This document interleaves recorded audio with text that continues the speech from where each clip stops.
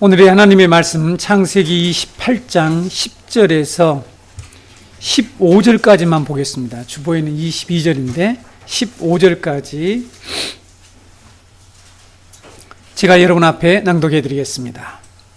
야곱이 부엘세바에서 떠나 하란으로 향하여 가더니 한 곳에 이르러는 해가 진지라 거기서 유숙하려고 그곳에 한 돌을 가져다가 베개로 삼고 거기 누워 자더니 꿈에 본즉 사닥다리가 땅 위에 서 있는데 그 꼭대기가 하늘에 닿았고 또 본즉 하나님의 사자들이 그 위에서 오르락내리락 하고 또 본즉 여호와께서 그 위에 서서 이르시되 나는 여호와니 너의 조부 아브라함의 하나님이요 이삭의 하나님이라.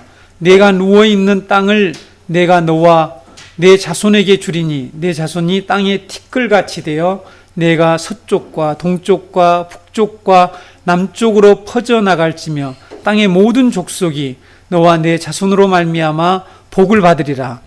내가 너와 함께 있어 내가 어디로 가든지 너를 지키며 너를 이끌어 이 땅으로 돌아오게 할지라. 내가 내게 허락한 것을 다 이루기까지 너를 떠나지 아니하리라 하신지라. 아멘. 오늘 설교 제목이 참 특이하죠. 네. 야곱아 바벨탑이 아니고 이 사다리다 라는 이런 제목입니다. 바벨탑은 이미 우리가 배웠는데 웬 바벨탑일까 하는 그런 생각을 하신 분들이 있을 텐데 오늘 말씀을 잘 들으시면 이 바벨탑도 오늘 말씀 안에 들어있는 것을 알 수가 있습니다. 우리가 진정으로 복음을 받아들이려면 먼저 우리가 지금 경험하고 있는, 우리가 체험하고 있는, 우리가 늘 이처럼 당하고 있는 타락의 실상을 분명히 이해하고 깨닫는 것이 중요합니다. 그리스도의 십자가가 왜 세상과 우리를 구원하는 구원의 복음인지를 정말 확신하고 믿으려면 우리가 지금 어떤 상태에 처해 있는지를 정확하게 인식하는 것이 필요합니다.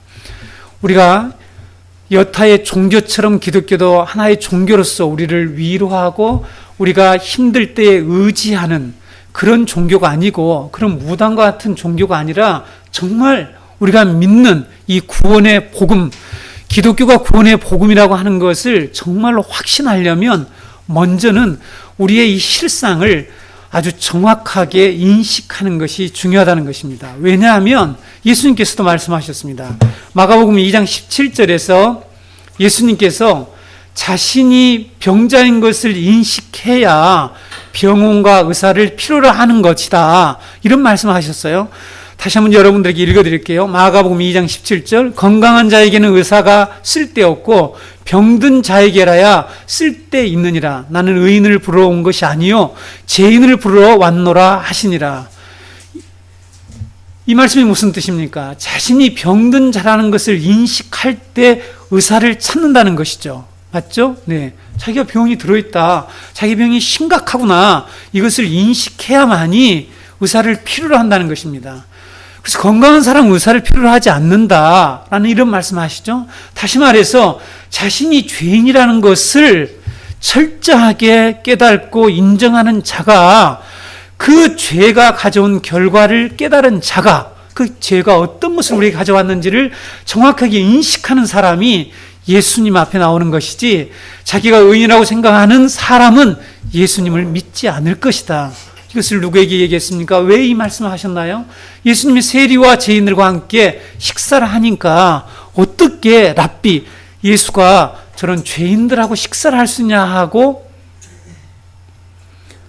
바리새인들과 서기관들이 트집을 잡았죠. 그들을 향해서 말씀을 하셨습니다. 우리는 이 말씀에서 우리가 배울 수 있는 것이 바로 이거죠. 우리가 철저하게 먼저 우리 자신이 어떤 존재인가, 우리가 지금 어떤 상황에 처해 있는가 하는 것을 이 멸망의 이 타락의 상황 속에 있는 것을 깨닫고 인식하는 것이 복음을 확신하는 길이라는 것입니다. 우리 인간들이 지금 어떤 상태에 있습니까? 여러분들이 잘 알고 있죠. 이전에 제가 종종 여러분에게 말씀을 드렸습니다. 우리의 문제가 무엇입니까? 하늘과 땅이 분리됨으로 인해서 발생하는 자신들의 이 문제를 해보려고 우리 인간들이 지금 각자 나름대로 열심히 바벨탑을 쌓으면서 어떻게 해서든지 이 탑의 한 계단을 올라가려고 한다는 사실입니다. 사람들이 왜 열심히 일하고 왜 열심히 그렇게 노력을 합니까? 공부하고 그렇게 노력을 합니까? 지금보다 한 계단 위로 올라가려고 하죠. 지금의 신분보다 한 단계 상승하려고 하는 게 아닙니까? 좀 더 낫게 산다고 하는 표현을 우리가 쓰죠. 그래서 우리가 열심히 노력을 하고 공부하고 일하고 밤잠을 자지 않고 쉬지 않고 어떤 일들을 한단 말이죠. 이것이 우리가 창세기 11장에서 배운 바벨탑을 쌓는 인간들의 모습이라는 것이죠. 타락한 인간들 안에 자리 잡고 있는 이 바벨탑 사상이 바로 이렇게 우리에게 나타나고 있다는 것이죠. 왜 이러한 현상이 나타납니까? 우리가 타락했기 때문입니다. 대부분의 사람들은 어떤 생각을 하고 지금 살아가고 있을까요? 이런 생각을 한단 말이죠. 여러분, 저와 여러분이 너무나 잘 알고 있는 내용들입니다. 조금만 더 열심히 노력하면 잘 살 수 있을 것이다 라는 생각을 하지 않아요. 그렇죠? 그래서 여러분 열심히 일하지 않습니까? 조금만 더 공부하면 성공해서 남보다 나은 삶을 살 수 있는데, 이것이 부모들도 가지고 있는 생각으로서 자녀들에게 그걸 주입시키려고 하고 부모들도 그렇게 살아간단 말이죠. 우리들도 그렇게 살아간단 말이에요. 기성세대들이 말이죠. 그래서 이러한 꿈을 가지고 지금 우리는 열심히 무엇인가 한 계단을 올라가려고 한단 말이에요. 그러나 어느 날 그렇게 쌓아 올렸던 탑이 와르르 무너지는 것을 우리는 경험하지 않습니까? 그것이 여러 가지로 우리가 나타난단 말이죠. 우리가 병이 들어서 아무것도 할 수 없을 때가 있단 말이에요. 그렇죠? 그래서 모든 손을 놓아야 될 때가 있습니다. 아무 쓸모가 없고, 건강이 최고구나 이렇게 깨닫는단 말이죠. 내가 이렇게 하는 걸 아무것도 써볼 수가 없겠구나. 그래서 사고가 나거나 아니면 우리는 마지막으로 죽음으로 인해서 열심히 이렇게 우리 인간들이 한 계단을 올라가려고 하는, 즉 탑을 쌓는 것이죠. 이러한 일들이 무용지물이 되는 것을 경험하게 된다는 것이죠. 인간은 결코 분리된 이 하늘과 땅의 문제를 해결할 수 없다는 사실을 인정할 수밖에 없게 된다는 것입니다. 그렇죠? 이렇게 열심히 바벨탑을 쌓아서 하늘에 닿아보려고 발버둥 치면서 살아가는 인간들에게 하나님께서 보여주신 이 복음이 바로 오늘 야곱의 사닥다리라는 사실입니다. 그러므로 야곱이 꿈에 본 사닥다리는 바벨탑에 대응해서 하나님의 구원 방법을, 지금 이 하늘과 땅이 분리되어서 겪고 있는 타락의 이 실상을 해결할 수 있는 길을 하나님께서 우리에게, 야곱에게 깨우쳐 주신 내용이라는 사실입니다. 여러분들 좀 이따가 알게 되겠지만 바벨탑의 이 계단이라는 단어와 야곱의 사닥다리라는 단어가 같은 단어입니다. 어원이 같아요. 오늘 그것을 제가 여러분에게 소개해 드릴게요. 그래서 여러분, 우리 인간이 이렇게 자기의 노력과 꾀와 자기의 여러 모든 힘을 다해서 이렇게 계단을 쌓아서 이 하늘과 땅이 분리된 이 문제, 하나님과 단절되어서 일어나고 있는 이 온갖 고난과 결핍의 이 문제를 해결하려고 계속해서 하늘까지 닿아보려고 하지만 그것이 불가능하다. 그것은 그렇게는 할 수가 없다. 그렇게는 하나님께로 나아갈 수가 없다는 것을 하나님이 우리에게 말씀해 주고 있는데, 복음을 알지 못하는 인간들이 여전히 각기 나름대로의 이 바벨탑을 열심히 쌓고 있다는 거죠. 심지어는 예수를 믿는다고 하는 자들, 교회 안에 들어와서 복음을 들었다고 하는 사람들까지도 여전히 그 방식을 찾아간다는 거예요. 그래서 하나님이 우리에게 이 말씀을 하신 거예요.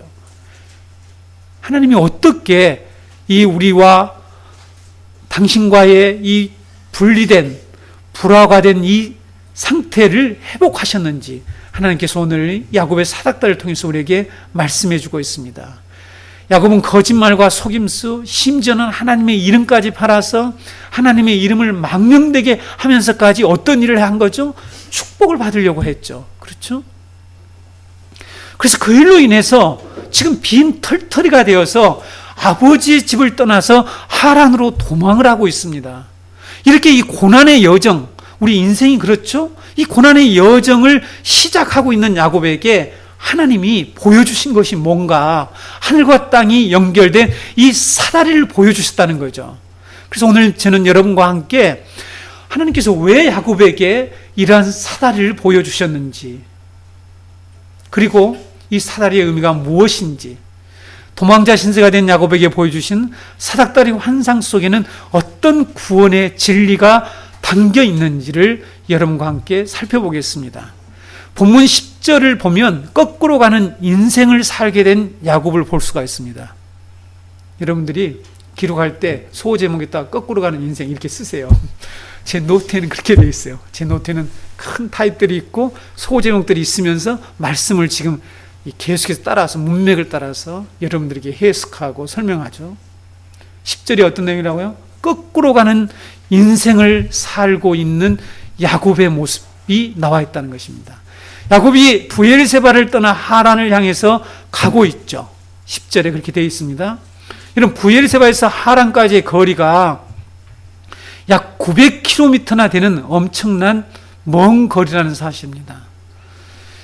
야곱은 이 먼 거리를 가기 위해서 얼마나 급하게 나왔던지 낙이나 약대 한 마리도 끌고 나오지 못하고 몸만 가지고 나왔습니까? 지금 야곱에게는 뭐가 있어요? 네? 저는 계속해서 창세기 후반부를 또 읽고 이렇게 합니다. 왜냐하면 읽을 수밖에 없어요. 이 본문을 계속 일관되게 설명하기 위해서 32장에 가게 되면 고백을 하잖아요. 내가 지팡이 하나만 들고 이 요단강을 건넜거든, 이렇게 두 때나 이 두 약물이 때를 내가 가졌다라고 얘기를 하잖아요. 자기가 지팡이 하나 들고 나왔다 이렇게 얘기해요. 근데 자세히 보니까 지팡이만 들고 나온 것 같지 않아요. 또 뭘 가지고 나왔을까요? 여러분 성경을 자세히 읽는 게 매우 중요합니다. 기름도 가지고 나왔더라고요. 나중에 돌에다 기름 붓잖아요. 기름 뭐 나무 집에서 사왔나? 네. 그러니까 자세히 성경을 보세요. 네.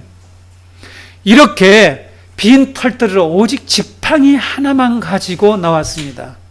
그래서 하란으로 도망하고 있는 이 야곱은 여러분 나이가 얼마였을까요? 젊은 나이가 아닙니다.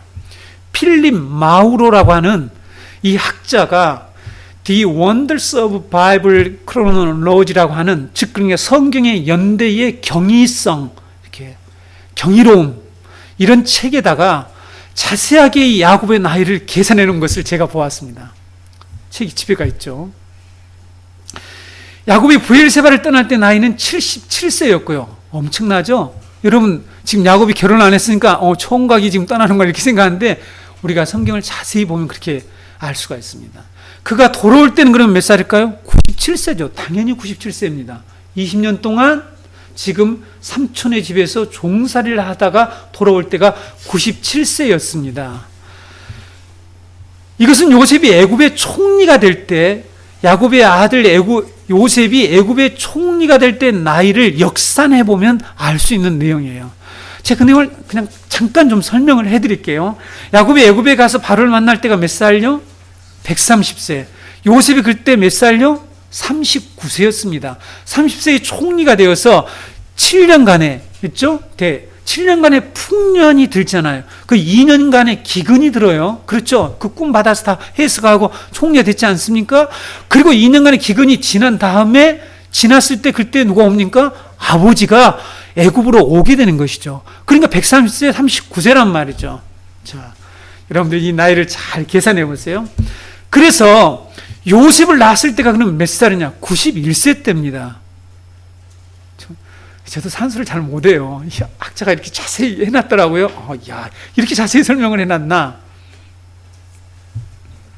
14년이 지난 후에 요셉을 낳잖아요. 14년이 지나서. 아시죠? 네, 성경이 나오지 않습니까? 우리가 계속 살펴볼 때 14년 지나서 91세에 낳죠. 그리고 거기에서 다시 6년간 일을 더 한 후에 나오니까 97세에 나오게 되는 거예요. 그래서 총 20년 만에 돌아오는 것이죠. 그래서 77세가 되는 것입니다. 네, 빨리빨리 머리를 회전해 보세요. 이렇게 젊지 않은 나이에 엄청난 거리, 약 한 달 이상을, 한 달이나 두 달 이상을 걸려서 가야 할 그 거리를 지금 약태 한 마리도 없이, 낙타 한 마리도 없이 걸어서 가고 있다는 사실입니다. 그런데 여러분, 이게 문제가 아니라는 거예요. 자, 이것이 뭔가 하면 우리 인생이 이렇게 험난하고 이렇게 아무런 도구가 없고 빈털터리로 빈손으로 왔다가 빈손으로 가는 거, 이게 문제가 아니라는 것입니다. 문제는 지금 가야 할 목적지가 멀거나 나이가 문제가 아니라 야곱이 지금 하나님의 약속과 정반대 방향으로 가고 있다는 거죠. 네. 빨리 이렇게 머리를 잘 좀 사용하시길 바랍니다. 하란이 어떤 곳이죠? 야곱이 지금 가고 있는 하란이 어떤 곳입니까? 하나님이 아브라함에게 본토 친척 아비집을 떠나라고 말씀하시며 불러냈던 곳이잖아요. 그렇죠? 근데 야곱은 지금 그곳을 향해서 지금 약속의 땅을 등지고 그곳을 향해서 반대 방향으로 역방향으로 지금 가고 있지 않습니까? 그래서 제가 이 야곱의 인생을 거꾸로 가는 인생이라고 얘기한 거예요. 여러분, 이 세상에 살고 있는 모든 인간들이 지금 거꾸로 하고 있다는 것을 아십니까? 거꾸로 인생을 살고 있다는 거예요. 하나님이 계획하시고 하나님이 약속하신 그 방향으로 가야만이 샬롬이 있잖아요. 그곳을 가야만이 뭐가 있습니까? 천국이 있잖아요. 근데 지금 반대 방향을 향해서 가고 있습니다. 야곱의 삶이 왜 하나님의 약속과 반대되는 곳으로 향해서 가게 되었습니까? 왜 이렇게 그의 인생의 방향이 뒤틀리게 되었습니까? 지금 뒤틀렸잖아요. 빈털터리 되고 가서 야곱은 지금부터 포로기로 들어가는 거죠. 여러분, 이스라엘 백성들이 하나님의 언약을 거역했을 때 포로기로 접어들잖아요. 야곱 개인적으로 지금 포로기로 들어가는 거잖아요. 야곱 20년 동안 종살이 하잖아요. 여러분, 좀 이따 32장의 내용을 살펴보게 되면 나를 10번이나 품삯도 주지도 않고 이렇게 어기며 계속해서 포로 생활하는 거예요. 포로 생활을 개인적으로. 우리 인간이 포로잖아요. 타락한 우리 인간이 지금 포로 생활하는 거예요. 너무 힘들지 않습니까? 네? 이 샐러리의 포로가 되잖아요. 샐러리가 알죠? 월급이나 월급. 셀러리의 기원 아십니까? 소금에서 나왔다는 소금. 옛날에 소금이 귀하던 시대 때 그 소금이 이 월급으로 변화돼서 그게 셀러리맨이잖아요. 셀러리인데 이것을 우리가 완전히 목매들어 사는 거죠. 자신의 노력과 자신의 깨와 자신이 열심을 다하면 하나님의 축복을 받아낼 수 있을 것이라고 하는 이 생각, 이런 행동을 한 결과 그의 인생은 바로 역방향을 향하고 말았다는 사실입니다. 우리 인간이 왜 지금 이런 뒤틀린 생활을 하고 있는지, 왜 이렇게 거꾸로 가는 인생을 살고 있으면서 그것조차도 깨닫지 못하는지 우리는 말씀을 통해서만 알 수가 있죠. 우리가 살고 있는 이 세상이 뭔가 비정상적이라는 것을 우리 모두는 느끼며 살고 있습니다. 그렇죠? 이 세상이 정상적인 사람이 누가 있습니까? 그 사람은 어디로 가야 될까요? 갈 곳이 있죠. 정신과로 들어가야 되겠죠. 모두 다 비정상적이죠. 비정상적인 것은 누구나 느끼는, 누구나 경험하는 일이죠. 이것이 우리의 타락의 실상인 것입니다. 이것을 우리가 알아야 되는 거죠.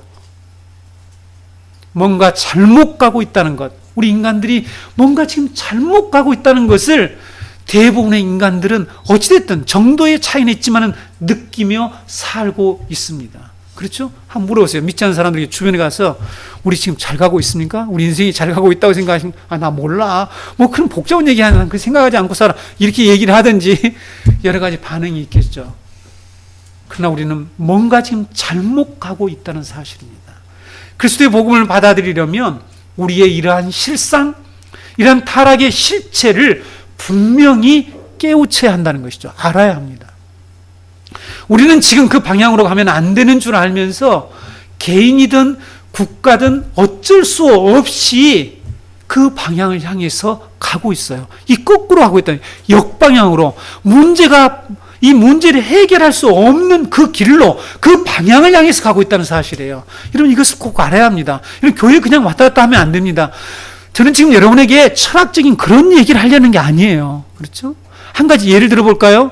여러분, 지금 원자력이라고 하는 것이 국가의 이 엄청난 중요한 지금 힘이잖아요. 그렇죠? 네, 전기가 없으면 아무것도 될 수가 없으니까. 원자력은 분명히 문제가 생긴다는 것을 알죠. 알지 않습니까? 원자력에서 나오는 여러 가지의 그 불순물이나 이런 것들을 처리해야 되는 이 문제든지 이것이 언젠가는 이처럼 자연의 어떤 재앙이 일어나게 되면 엄청나게 우리에게 해를 끼친다는 것을 알죠. 그 방향으로 가서는 안 된다는 걸 압니다. 국가의 통치자도 알아요. 강요도 알고 다 압니다. 모든 사람들이 다 알아요.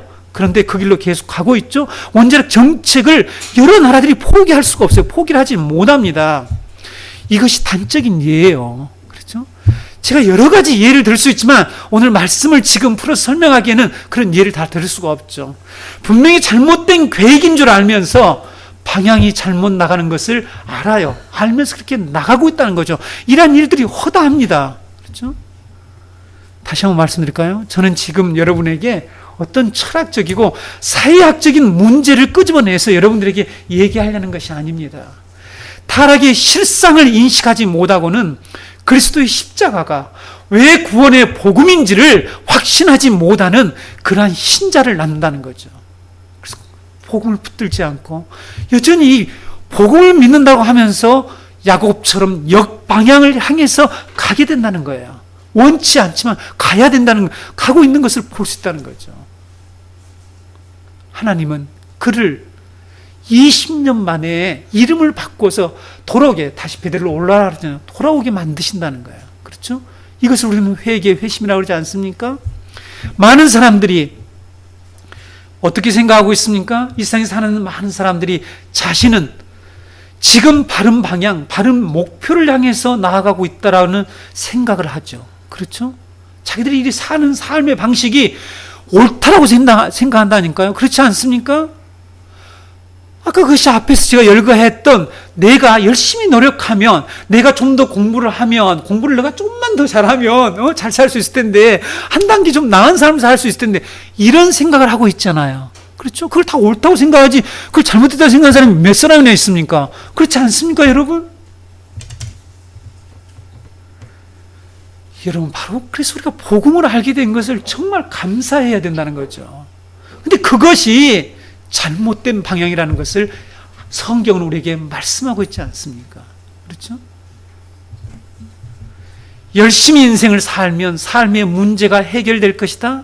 하늘과 땅의 이 분리가 된 문제를 해결할 수 있을 것이다. 해결할 수 없죠. 인간은 해결할 수 없습니다. 인간은 바벨탑을 쌓아서 계단을 아무리 쌓아도 하늘에 닿을 수가 없다는 것을 하나님께서 창세기 11장에서 분명히 경고하시며 직접 내려오셔서 그것 방법으로는 안 된다라는 것을 말씀하셨다는 거죠.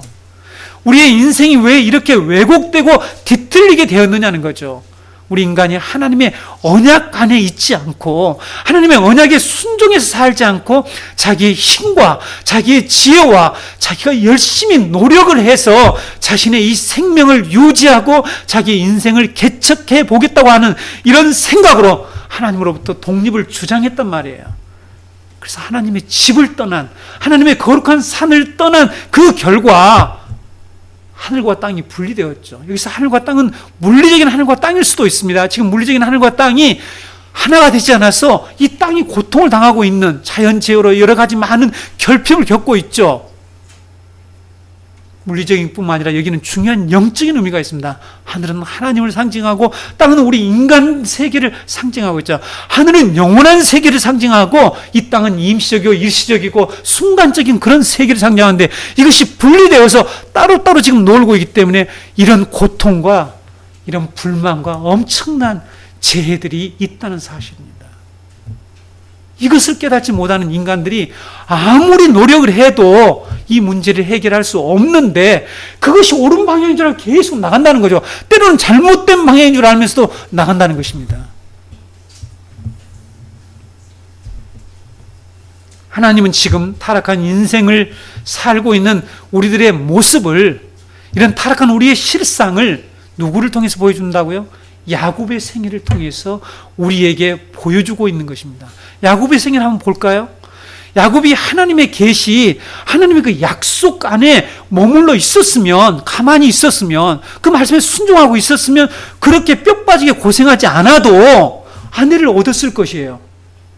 자, 여러분이 말씀 들어보세요. 그렇죠? 가문이 아버지 집에 있으면 뼈 빠지게 고생하지 않아도 아내를 얻을 수 있었겠죠? 네. 그렇게 삼촌 라반을 속이고 속고 속이는 일을 하지 않아도 아버지로부터 상속을 받아서 염소와 양과 낙태와 나귀 등 이런 재산들을, 당시 재산은 다 그런 거예요. 목축업이니까. 이런 것들을 받았겠죠. 상속받았을 것입니다. 그런데 야곱이 어떻게 되었습니까? 아내를 얻기 위해서 14년 동안이나 고생을 하잖아요. 양떼를 위해서 6년간이나 고생을 했잖아. 토탈 몇 년요? 20년 동안이나 뼈 빠지게 고생을 했다는 것이죠. 그런데 이 일을 하고도 품삯도 제대로 받지 못하는 이 고난의 세월을 그렇게 보냈다고 야곱이 고백하지 않습니까? 31장, 창세기 31장 40절에서 41절 보실까요? 내가 이와 같이 낮에는 더위와 밤에는 추위를 무릅쓰고 눈붙일 겨를도 없이 지냈나이다. 내가 외삼촌의 집에 있는 이 20년 동안 외삼촌의 두 딸을 위하여 14년, 외삼촌의 양떼를 위하여 6년을 외삼촌에게 봉사하였거니와 외삼촌께서 내 품삯을 10번이나 바꾸셨으며. 이런 우리가 하나님의 언약의 말씀에 순종하면서 하나님의 집에서 살았으면 천사들이 우리들에게 수종 들어서 모든 것들을 다 이렇게 서빙을 이렇게 잘 해주었을 거 아니에요. 그런데 보세요, 여러분. 야곱이 아버지 집에 있으면 종들이 했을 거 아닙니까? 종들이. 야곱이 종을 얼마나 많이 데리고 있었겠어요. 이삭이 아버지가. 그렇겠죠? 종들이 많이 있었어요. 그 종들이 해줄 일을 지금 종이 되어서, 포로가 되어서 야곱이 그것도 삼촌의 집에서 이렇게 품삯도 제대로 받지 못하며 불철주야 이런 생고생을 뼈 빠지게 했다는 거죠. 이것이 우리의 인생을 지금 보여준다는 사실입니다.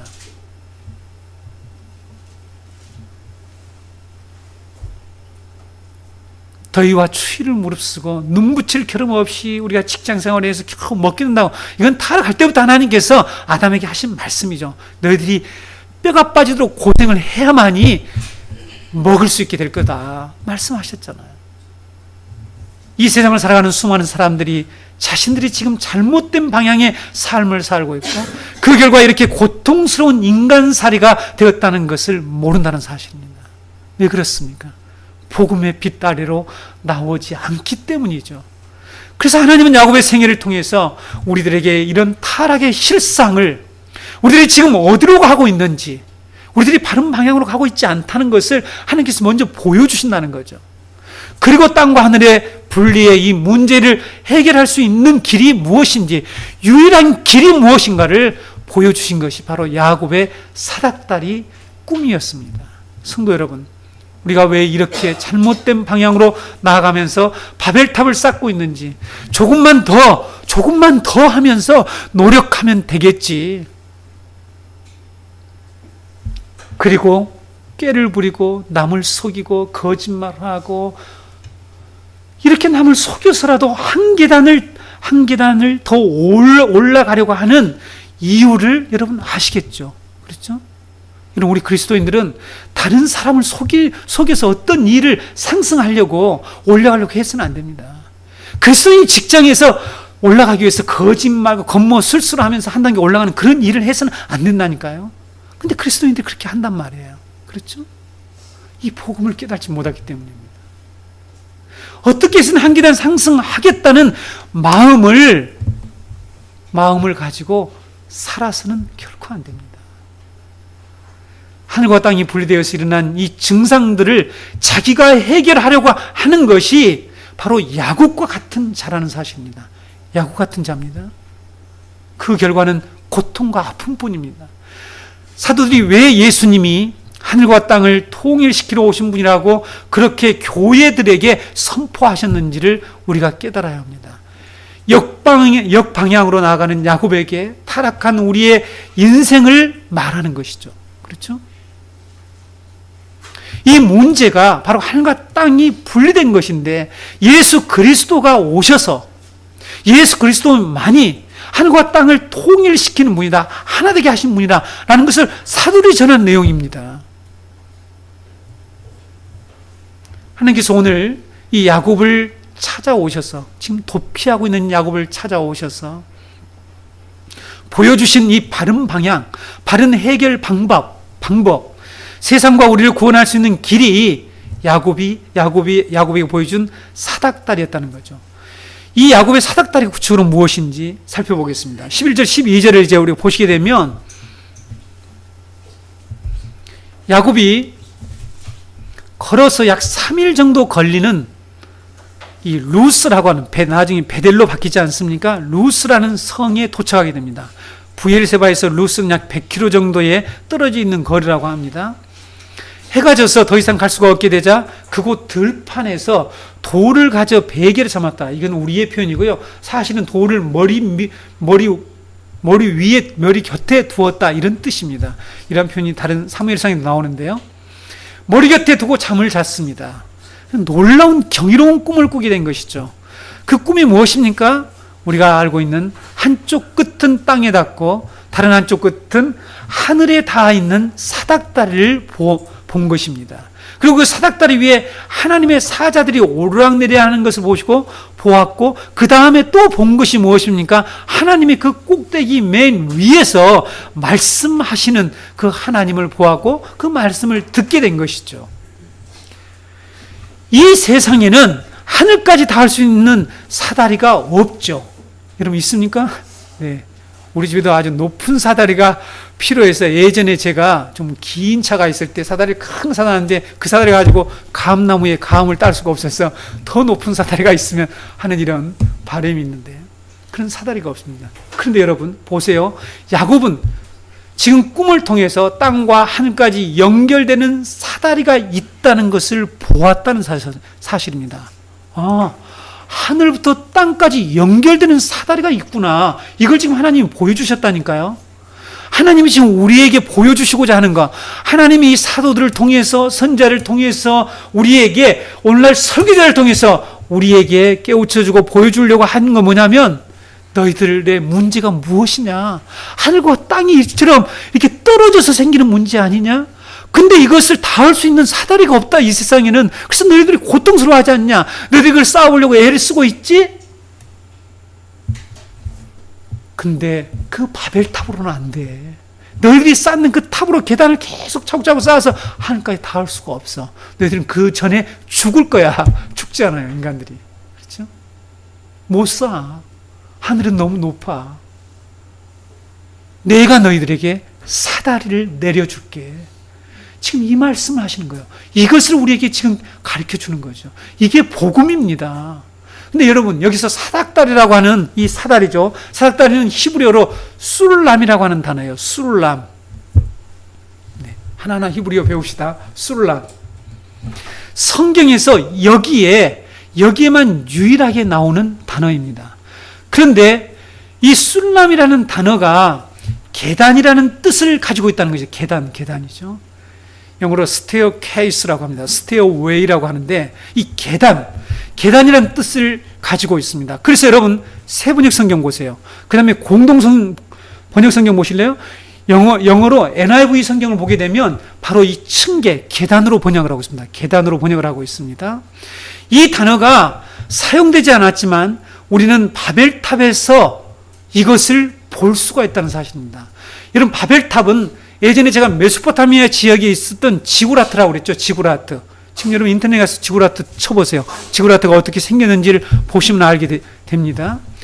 이렇게 바벨탑은 신전탑이었다고 그랬죠. 신을 모시는, 신에게 제사를 드리는 그런 탑이었다고 그랬습니다. 이 신전탑 맨 꼭대기, 즉 땅에서부터 신전 꼭대기에까지 뭐가 있다고요? 계단이 있습니다. 계단이, 스테어케이스, 이것이 계단이 있어요. 이 계단이 있는데 이 계단을 당시에 이 메소포타미아의 사람들은 어떻게 불렀냐면 하늘로 올라가는 계단이다 라고 불렀다는 사실입니다. 메소포타미아 지방에서 사용했던 그 아카드 왕국에는 유명한 왕국이 있는데, 그래서 여기서 최초의 언어라고 할 수 있는 아카드어라는 게 있는데, 이 아카드어로 신전탑을 신밀투라고 하는 그런 단어를 씁니다.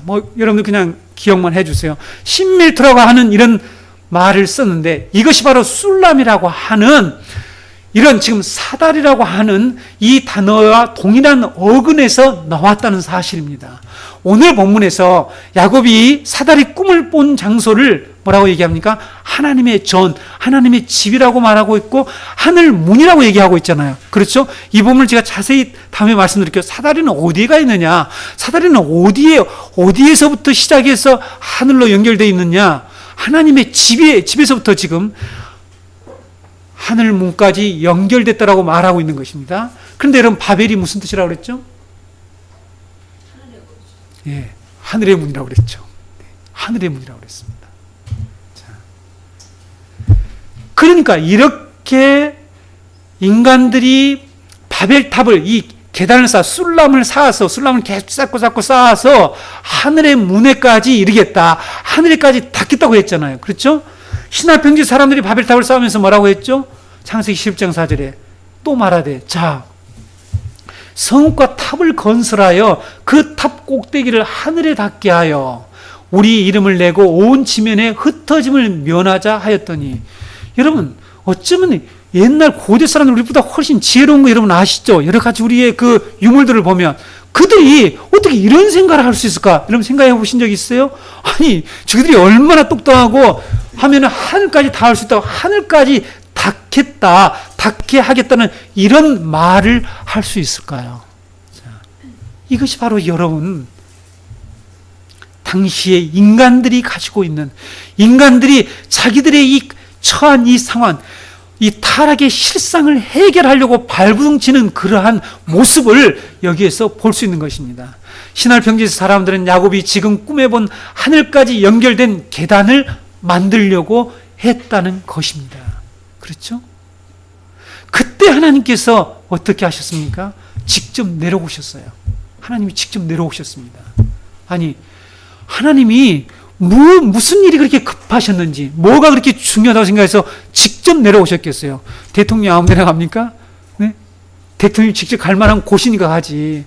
직접 내려오셔서 어떤 일을 하셨죠? 그들의 언어를 완전히 흩어버렸죠. 혼자 계셔서 그들을 온 땅에 먼저 이렇게 의사소통이 불가능하게 만들어서 그 계획을 숲으로 돌아가게 만들고 온 인간들을 다 흩어버린 사건을 우리는 창세기 11장에서 배웠습니다.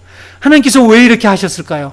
인간이 탑을 쌓아서 하늘까지 올라오는 것을, 그래서 하늘의 보호자를 침범할까봐 그것이 무서워서 하나님이 내려가셔서 그런 일을 하신 것일까요? 하나님 그들을 두려워서 그랬을까요? 아니, 쌓을 수도 없는 것을 하나님은 아시잖아요. 올라올 수가 없는 걸 너무 잘 아시는데 왜 하나님이 내려오셨냐는 거죠.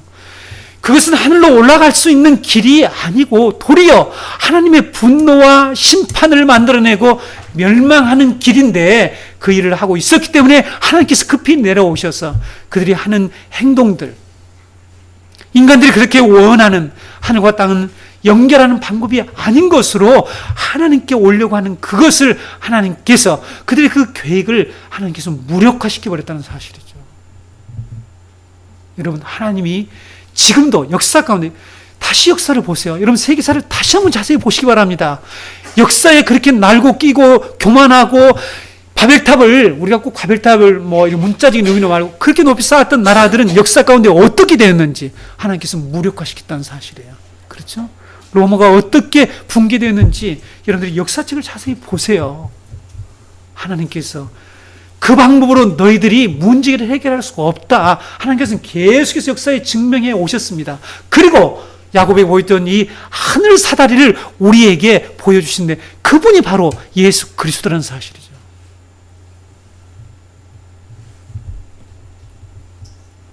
인간에게는 하늘과 땅을 연결할 수 있는 그런 능력이 없습니다. 근데 야곱이 바로 그런 일을 하려고 했다는 사실이에요.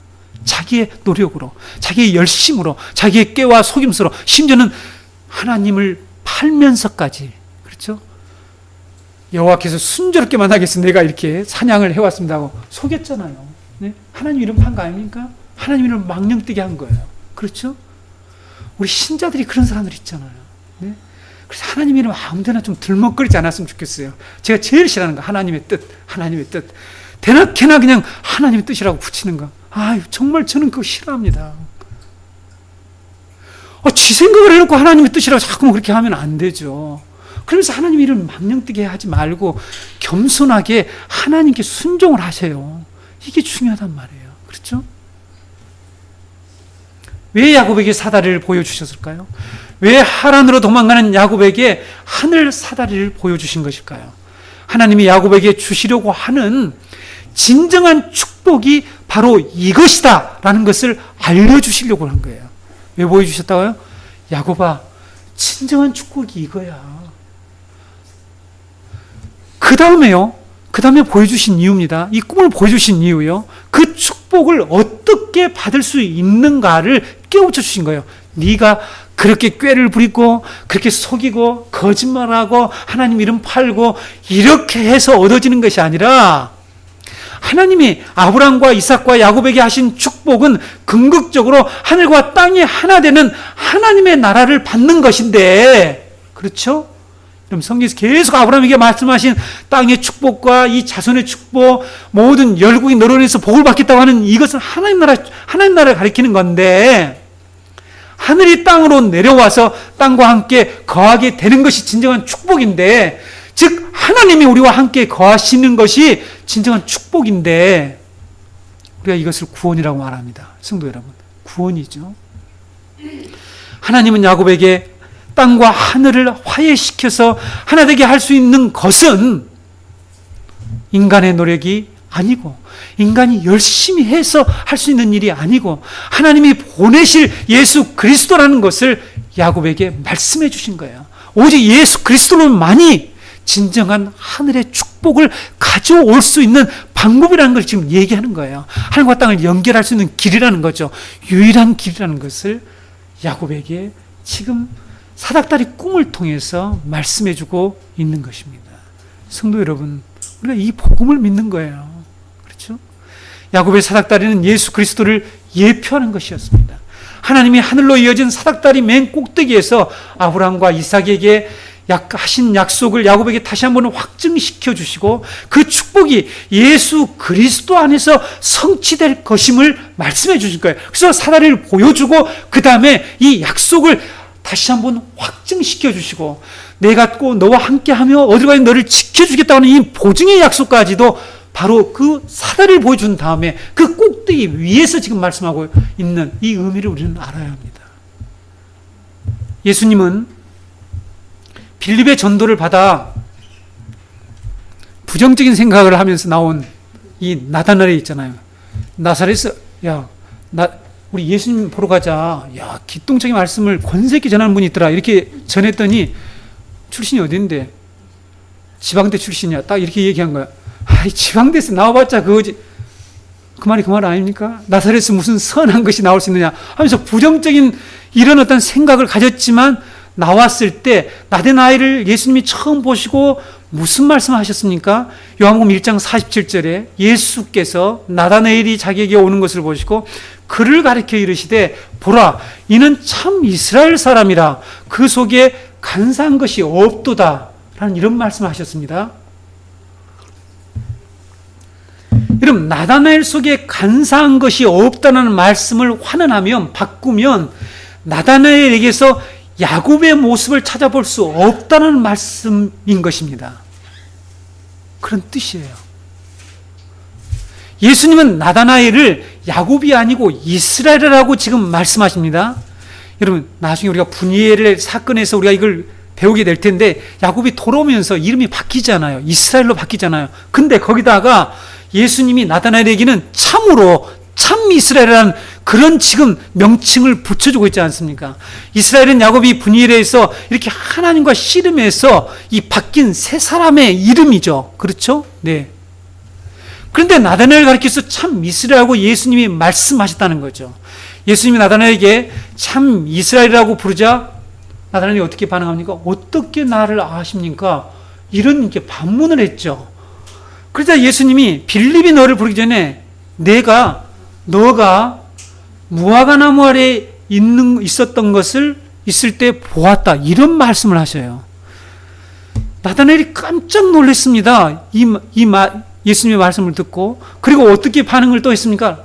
그때 이제 고백을 해요. 예수님에 대한 고백을 하는데, 랍비여, 당신은 하나님의 아들이요, 당신은 이스라엘의 왕입니다. 이런 고백을 했지 않습니까? 그러자 요한복음 1장 50절에서 51절에 예수님은 나다나엘에게 야곱이 오늘 본문의 말씀 사다리의 꿈 이야기를 언급을 하셔요. 자, 읽어볼게요. 요한복음 1장 50절에서 51절.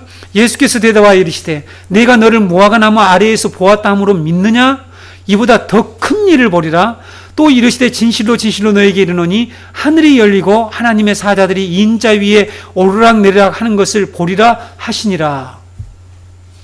예수님께서 왜 나다나엘을 가리켜 참 이스라엘이라고 부르셨을까? 그리고 그에게 이 야곱의 사다리 이야기를 언급하고 계실까 하는 거죠.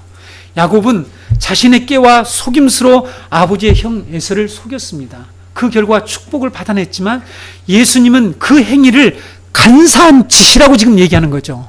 그렇죠? 간사한 짓이라고 지금 말씀하고 있습니다. 그러면 간사한 이 야곱과 대비해서 부르는 참 이스라엘이란 어떤 사람을 말하느냐 하는 의미입니다. 자, 여러분이 지금 야곱의 사닥다리 사건을 이야기해서 예수님이 하신 말씀을 가지고 왔습니다.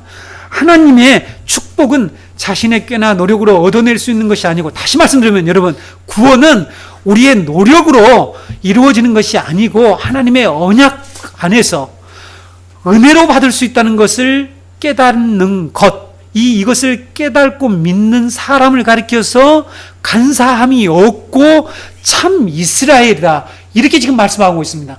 여러분, 나중에 야곱이 이 분위기에서 또 그때도 꾀를 내요. 두 때로 나눠서 한때 죽으면 한때 살리고 이렇게 하면서 어떻게 살아보려고 계속 꾀만 내면서 돌아오잖아요. 그때 하나님의 사자가 야복강 강에서 만나서 어떻게 합니까? 그거 씨름을 하잖아요. 그렇죠? 그래서 나중에 한도표를 쳐서 다치지만 야곱이 이겼다라고 인정을 해주잖아요. 하나님이 회심을 한 거죠. 그때서야 비로소 구원은 하나님이 나에게 약속하신 그 약속의 복은 내가 노력해서 되는 게 아니라, 내가 꾀로 되는 게 아니라 하나님이 약속과 은혜로 주어지는 것이구나 하는 것을 깨달았다는 것입니다. 이것이 이스라엘의 뜻이에요. 이스라엘의. 그렇죠? 예수님이 나다나엘을 무화과 나무 아래서 보았다라고 하는 이 말씀을 듣고 나다나엘이 깜짝 놀랐다고 그랬죠? 어떻게 알아합니까? 어떻게 알아요? 예수님이 이 편을 여러분 어떻게 이해하고 있죠? 예수님이 어떠한 초능력이 있어, 예지력이 있어서 저 멀리 있는 거 어디에 너가 방금 전에 어디에 앉아있다 오고 이것을 안다는 그 얘기를 하려는 한 걸까요? 여러분, 당시에 여러분 지난번에 제가 말씀드렸나요? 당시 이 무화과 나무 아래에서 사람들이 성경을 읽고 가르치고 했던 이런 때에 나다나엘이 무화과 나무 아래에서 성경을 읽었죠. 어쩌면 이 말씀을 창세기를 모세오경을 읽었겠죠. 이 토라를 읽다가 무엇을 깨달았다고요? 토라를 묵상하다가 하나님이 약속하신 이 축복, 하나님의 나라는 율법의 행위나 종교적 행위로 받을 수 있는 것이 아니고, 다시 말씀드리면 현재 우리 인간의 문제인 하늘과 땅이 이렇게 분리된 이 문제는, 즉 이것을 연결시켜주는 이 일은 은혜로 된다. 은혜로. 하나님이 내려주신 은혜로 된다. 이것을 깨달았다는 것이죠. 너가 그것을 깨달은 것을 내가 안다. 예수님이 지금 그 말씀을 하고 계시는 거예요. 그래서 깜짝 놀랐습니다. 그래요? 그러자마자 그것을 알아주니까 예수님에 대해서 고백하잖아요. 당신은 하나님의 아들입니다. 이스라엘의 왕이십니다. 이런 고백을 하는 거예요.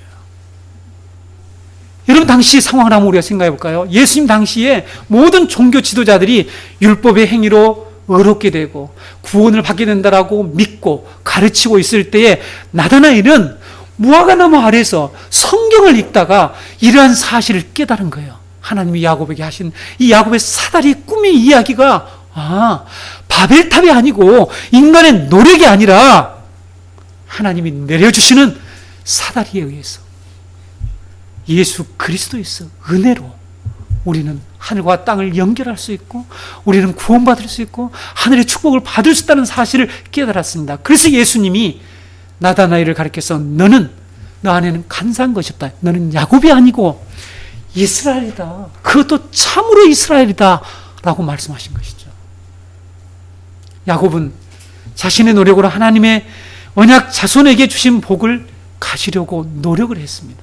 열심을 내었죠. 그 열심히 낸 결과가 뭐예요? 빈털털해요. 얼마나 낭패감 있겠습니까? 여러분 그렇지 않습니까? 교회에서 뼈 빠지게 봉사했는데 목사가 허튼 짓 해가지고 낙심하고 교회를 떠나야 될 때 속상하잖아요. 네? 얼마나 힘들어요. 힘들지 않습니까? 나는 교인들이 엉터리 같은 교회에서 떠나지 못한 이유도 잘 알고 있습니다. 거기에 너무나 그동안에 헌신해 놓은 게 너무 많아서 못 가는 경우도 있다는 것도 알고 있죠. 지금 그런 셈이 된 거예요. 열심히 노력한 결과가 뭐냐면 돌아온 게 축복을 받았는데 뭐가 있어요? 지팡이 하나밖에 없잖아요. 그거 들고 지금 가서 포로기로 들어가요. 포로기로. 여러분 우리가 그렇게 됐다는 것을 알아야 합니다. 그렇죠? 이것을 깨우쳐주려고 하나님이 우리에게 복음을 주셨는데 복음을 받은 자들이 다시 이렇게 야곱처럼 간사한 이런 행위로 바벨탑을 쌓아서는 안 된다는 것을 주께서 우리에게 깨우쳐 주시는 것입니다.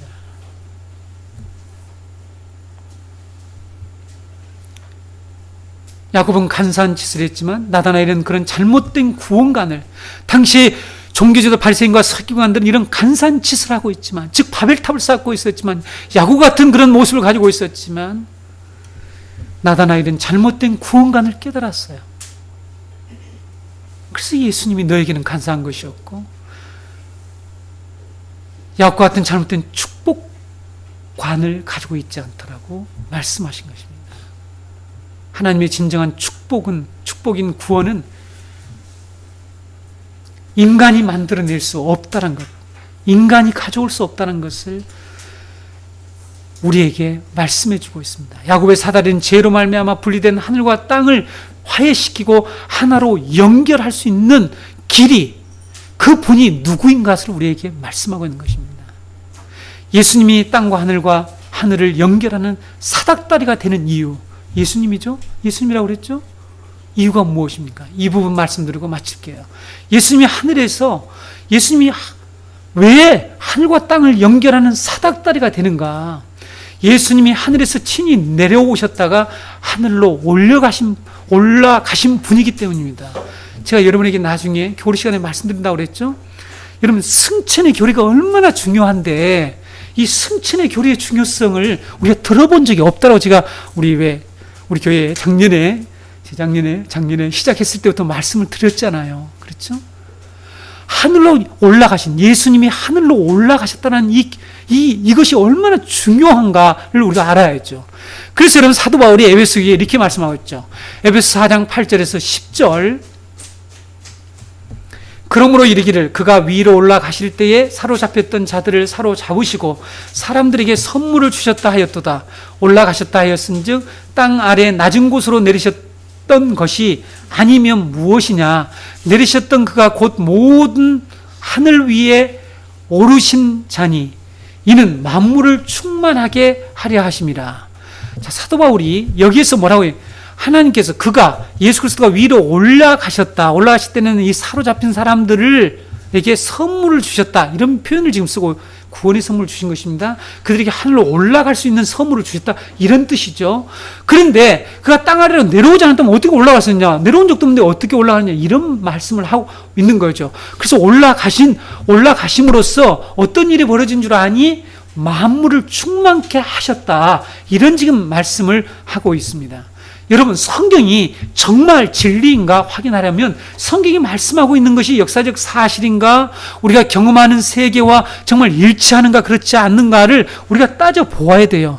여러분 예수님 때 좀 따져보고 믿으셔야 합니다. 아셨죠? 이제 우리 교인들은 잘 따질 수 있겠습니까? 네, 엉터리 같은 메시지들은 좀 따져보고 저거 아니구나, 저 성경 내용이 아니구나 이렇게 따져서 좀 믿으셔야 한다는 거죠. 뭐라고요? 진리가 진리되려면 그것이 역사적인 사실이 있는가, 역사와 일치하고 있는가, 우리의 삶의 경험과 정말 일치하고 있는가를 따져보는 거예요. 아셨죠? 하늘과 땅이 하나님의 언약을 배반한 죄로 분리되고 불화의 관계에 있는지 우리가 한번 살펴보자는 것이죠. 현재 땅은 여러분 잘 아는 내용입니다. 씨앗을 뿌린 대로 열매를 맺지 못해요. 또 성경은 이렇게 말하고 우리가 일한 대로 먹을 수가 없어요. 수고한대로 먹었어. 근데 그 나라가 오면 이 일한 너희가 수고한대로 먹게 될 것이라고 하죠. 이것이 뭐냐면 분리 때문에 일어나는 현상이라니까요. 증상이에요. 증상. 나쁜 증상입니다. 이 세상에 땅이 물이 필요할 때 물이 제때 공급되지 않아서 식물들이 말라 죽어요. 그렇죠? 네. 자, 이것은 우리의 지금 실제 현실이고 물리적인 현실일 뿐만 아니라 우리의 삶을 비유적으로 설명하는 내용이기도 합니다.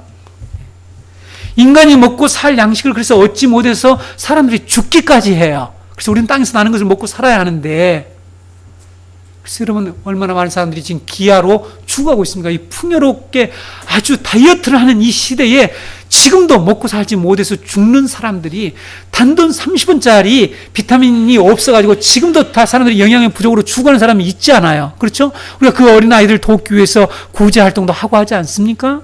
네. 이런 일들이 왜 벌어지냐 하는 것이죠.